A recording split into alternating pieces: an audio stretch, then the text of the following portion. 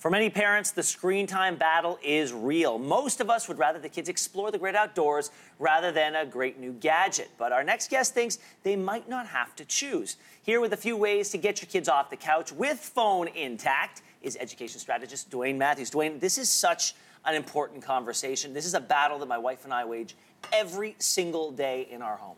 And I agree with you. I mean, it's one that I started off having as well, and I have with a lot of my friends is how do you do both? Yeah. And I think it's really important that we remember that, you know, technology like books were a couple hundred years ago is just a tool, and we just have to learn to use that tool to augment us. All right, so you've got a few apps that help get the kids outside. So what are they? So one of the few ones that I started off my son with was Jurassic Park. My son's really into dinosaurs. Okay. I'm already hooked because my kids love So this is awesome. This is an AR app, and essentially it places dinosaurs all over your neighborhood, all the different kinds of dinosaurs that you can go and you look for, and you actually have to collect DNA. It's super, super interesting. It gets them outside, gets them moving, gets them off the couch. Okay, I'm going to download that for as soon as I get back from summer camp. You also had one, Star Walk? So Star Walk too. So you can imagine I'm up north on a dock in the nighttime. My son and I are looking, and he says, "Dad, what's that star?" And I say, "You know what? That's the North Star." And he says, "What's that one?" I don't know what that one is.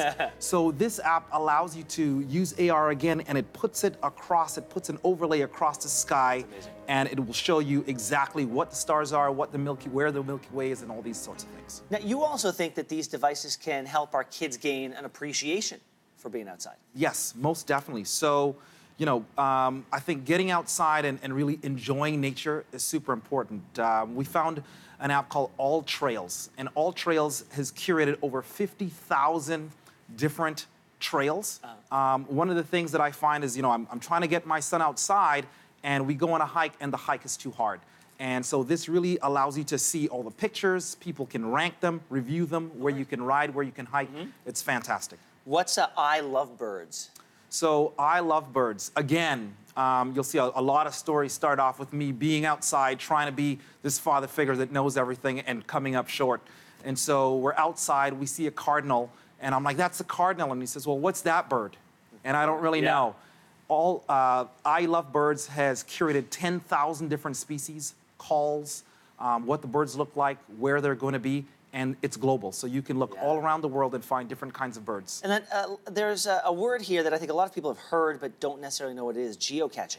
Geocaching. So I've actually recently just discovered this, and it's been around forever. And it's a treasure hunt. And this is fantastic if you are on vacation, or even in your own city. There's over 5,000 just in Toronto alone. You can go and find all these different sites that you follow along through GPS. And as you're doing that, you can learn a lot about the history of the place where you are. And it's a great way for you to do, you know, maybe 10K without letting your children know that they're walking that much. You're running around all over the city, all over parks and neighborhoods, and they're not even noticing. Family and friends, it's fantastic. Finally, you do themed walks with your digital devices and your son. How, what? So this is a really cool one that what's a themed walk that I found out, where you can do a sketch walk. What is or that? You can do a photo walk. So essentially, you go and you walk. And one of the challenges that parents have is that with their digital device, their child is sort of looking down like this. What a themed walk allows you to do, like a sketch walk or a photo walk, is to look up and actually observe patterns out in nature. And that's really, really important. Not just the movement, but observing the patterns. So you can draw certain things that you see, or you can take pictures. And as you get into it, you get more detailed. So my son has started drawing, you know, pictures or sceneries of the fall. He draws sceneries of things that he finds. He takes pictures of his mom and his sister.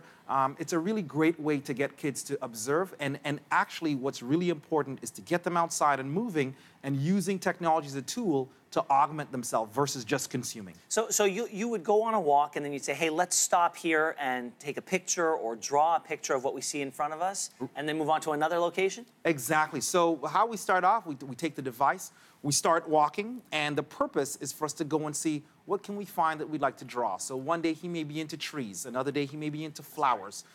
With the pictures, it could be about buildings, it could be about color, a lot of different things. There's so much stuff out there for them to see and do. Dwayne, thank you so much. All great tips. Really appreciate it. Thanks for having me, Ben.